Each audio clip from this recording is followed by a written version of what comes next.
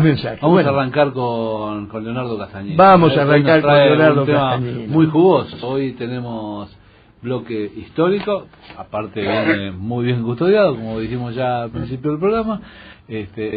Hoy ya se puso, antes venía como en desventaja, ahora ya emparejó la cosa. Ahora son 2 y 2. Bueno, a ver qué... Hoy vino con custodia.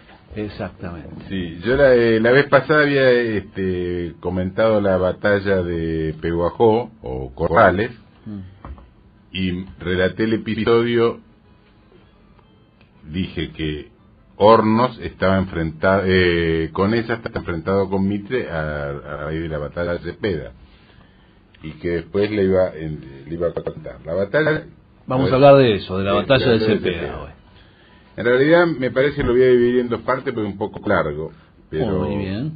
Lo vemos. Digo yo una cosa, para empezar, Sí. ¿la batalla de Cepeda no tiene nada que ver con la guerra del Paraguay? Sí, y algo que ver tiene. En realidad hubo 2 Cepeda, hubo claro, uno en 1820 y otro en 1859. Por eso quería que aclarara. Voy a hablar de la de 1859. ¿Qué pasó? En 1859 Mitre estaba enfrentado con Urquiza, incluso estaba dividido, gobernaba el gobierno de Buenos Aires, estaba dividido de la Confederación. Era una república autónoma. Claro. ¿Verdad? Urquiza estaba, digamos, la capital estaba en Paraná y de Buenos Aires decían los 13 ranchos, que era el interior, ¿no?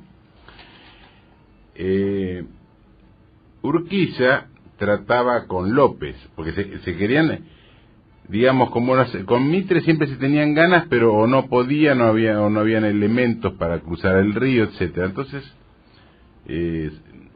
Urquiza, que eran compadres con Solano López, le pedía a Solano López que le mande vapores para cruzar el río. Y Solano López, le dio vueltas, que sí, que no, por ahí, hasta que por ahí dijo, Urquiza está perdido, se ha dejado sitiar en su propia capital y es imposible que reaccione, dijo Solano López. Todos sus planes han fracasado. Yo no he tratado con semejante gobierno. Los vapores que había ofrecido ya son inútiles y no los entrego. O sea, le negó los barcos para cruzar el río. Ahí interviene Inglaterra también, porque a Solano López lo habían intentado matar un inglés, que en realidad era oriental, pero de origen inglés, que era James Constant, que intentó matarlo, entonces López lo metió preso. Y Inglaterra lo intimó a López a que lo suelte, porque si no lo iba a tomar represalias. Entonces Urquiza, como no le habían mandado los vapores, Urquiza, ¿qué hace? Se vende a los ingleses, como hizo siempre, porque Urquiza siempre estuvo con un pie en cada canoa. Entonces, como Inglaterra estaba enfrentado con Paraguay, Urquiza le ofrece ayuda a Inglaterra. Inclusive le dice en la nota, en una nota que le mandan, le dice si escribe otro a nombre de Urquiza, ¿no? Dice, si a consecuencia de la ofensiva conducta del gobierno del Paraguay, el gobierno inglés cree necesario enviar una expedición a la capital de esa República de Paraguay, su excelencia, o sea Urquiza, no solo consideraría favorable tal procedimiento, sino que ofrecería todas las facilidades que estuviesen en su poder, tal como abastecer las fuerzas con carne y provisiones, un negocito, permitir depósitos de carbón, etcétera, y hasta proporcionaría hombres y caballos si fuera necesario. Vos fijate que Urquiza siempre está vendiendo provisiones y caballos en la guerra Paraguay y gente, sí. O sea, nosotros ponemos la gente y los ingleses se llevan la guita. Y eso fue lo que pasó siempre. Entonces, ¿qué pasó? Hubo un episodio ahí que los porteños habían artillado la isla Martín García y además mandaron a 2 buques a bloquearle el puerto de Paraná para que Urquiza no pudiera cruzar el río. Ahora hubo un episodio extraño ahí porque los suboficiales de los buques se rebelaron para entregarse a los federales, a Urquiza. Y uno de los buques alcanzó a escapar, le tiraron unos cañonazos y todo, pero se volvió a Buenos Aires. Pero el otro quedó en poder de Urquiza. Entonces, Urquiza lo rebautizó, le puso buque 9 de julio, y ahí ahí tenía con qué cruzar el río. Entonces, mientras tanto, Buenos Aires también se tenía gana con Urquiza, manda tropas. Ahora, en las tropas, el jefe natural de las tropas era el general Hornos, pero Mitre ya un poco despuntaba como un estratega, el lector de las estrategias militares extranjeras y todo, la estrategia francesa, la estrategia europea, etcétera. Entonces, el gobierno de porteño lo saca a Hornos y lo pone a Mitre de jefe, a tal punto que el general Hornos, cuando lo sacaron, dijo: si el general en jefe quiere ganarle Urquiza a la europea, acabaremos disparando a la criolla. O sea que se lo vaticinó directamente. Entonces, ¿qué pasa? Dice que le pegaban los tacos en la nuca. Sí. Mitre no ganó ninguna batalla, perdió hasta un desfile, pero en fin. Sí, porque se equivocó en un desfile se equivocó y llegó tarde, pero se perdió hasta el desfile.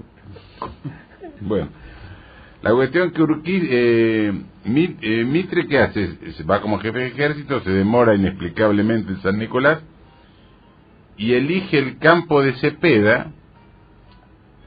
¿Y por qué lo elige? Porque Mitre siempre grandilocuente, él era un megalómano, dice: este campo fue la cuna del federalismo y va a ser su tumba. Sí, entonces, ahí en 1820 en Linda París. Sí, bueno, entonces Mitre, ¿qué hace? Mitre, que había estudiado toda la estrategia militar francesa, etcétera, forma en formación oblicua, que es una formación que tiene, digamos, la ventaja que es difícil que la rompan, o sea que si la atacan resiste bien.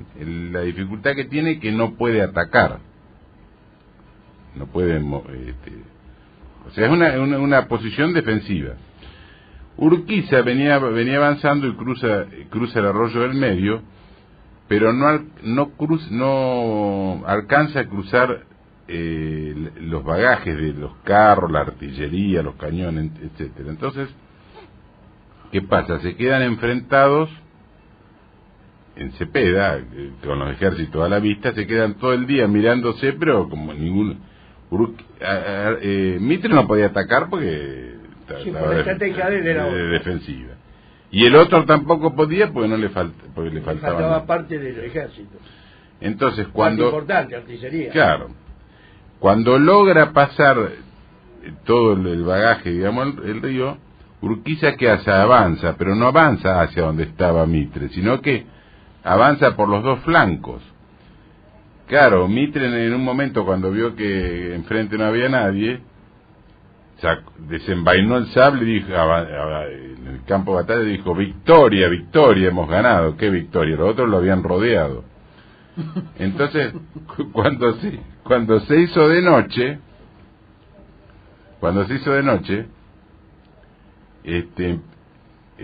Conesa y el otro, ahora no me acuerdo cuál era de los dos,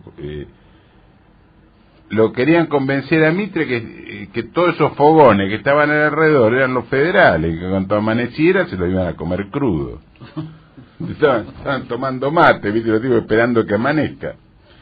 Entonces, de ninguna manera querían, Mitre no quería, porque él había ganado. Inclusive en los partes, hasta en los partes de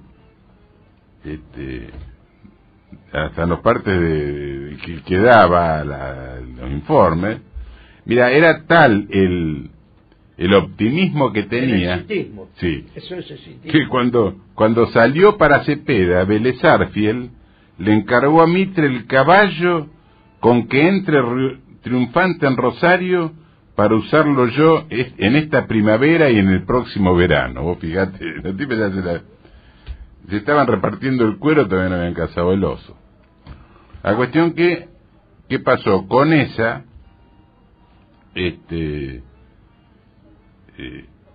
no le hizo caso a Mitre y salvó a 2000 soldados, digamos, de infantería, y salió de noche y llegó a San Nicolás. Llegó creo que en 15 horas, que es más o menos la mitad de lo que habían tardado los derrotados de Cepeda, así que fíjate, se hizo la carrera de maratón de noche. Bueno, la cuestión que se dio lo que había dicho Hornos, General Hornos, que por pelear a la criolla, a la francesa, terminaron disparando a la criolla. D'Amico dice: a Mitre no se le ocurre nada en el campo de batalla, que D'Amico era un oficial porteño, ¿no?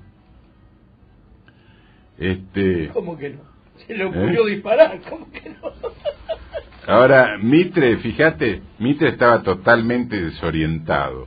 Cuando Urquiza le pasó por los costados, Mitre quedó totalmente desorientado. En un parte dice, Mitre no tenía idea de lo que había pasado. Recorriendo la línea, la saludé vencedora en el campo de batalla, decía. Todavía no había empezado la pelea y ya lo había... en cambio Urquiza dijo, en algún momento dijo, se preguntaba qué habrá hecho el farsante general en jefe, cuya impericia se había puesto de manifiesto desde el primer momento. Entonces, Mitre, digamos, después se retira y llega a Buenos Aires. No tuvo más remedio que reconocer. Primero dijo que había sido una heroica retirada, que Alsina dice, no sé cómo fue la retirada, yo lo que quiero saber es si Urquiza se nos viene o no se nos viene. Entonces, Mitre dice, en un comunicado, dice que a pesar de la cobarde dispersión de la caballería, había aniquilado al enemigo y se retiraba con la infantería y artillería en completo orden. O sea, le echaba las culpas a Conesa, que se había llevado la caballería. Por eso fue el grave enfrentamiento que tenían y entonces lo acusaban a Mitre de haberlo mandado al frente a Conesa para que lo maten. Después, no sé si tenemos tiempo ahora o si no en el próximo programa, vemos un poquito cuál fue el final de todo esto. El final de Cepeda. Claro, porque ¿qué pasó? Urquiza recibió orden de la masonería y le dejó... Claro, hubo incluso un norteamericano que iba entre los ingleses y entre los porteños y los de Urquiza. Ahora, ¿qué pasó? Urquiza sitia Buenos Aires. Y mientras estaba ese tipo, ese yanqui ahí haciendo de mediador, los porteños cavan trincheras porque se iban a defender, y Urquiza espera, digamos, en un campamento ahí, rodeando Buenos Aires, e incluso interviene Solano López, porque vos fíjate que todo tiene que ver con todo. Solano López viene de mediador. Y le salva el cuero a Mitre. Claro, le salva el cuero a Mitre. Que el hermano de Solano López, que se llamaba Venancio, después que los hizo arreglar, dijo, me parece que acá nos han has trenzado la soga con que nos van a ahorcar. ¿En qué termina todo esto? Te lo digo rápidamente. Urquiza lo llama el Washington de América, el Washington de Sudamérica a Urquiza. Por eso a Urquiza le decían el Guacetón, porque parece que un aplaudidor de esa época, a un indio, le dijeron, usted diga viva el Washington de América, y el indio dijo viva el Guacetón sudamericano, y le quedó para eso. No, le quedó para eso, no, lo metieron preso al indio. Porque no tuvo En vez de... por no tener pronunciación.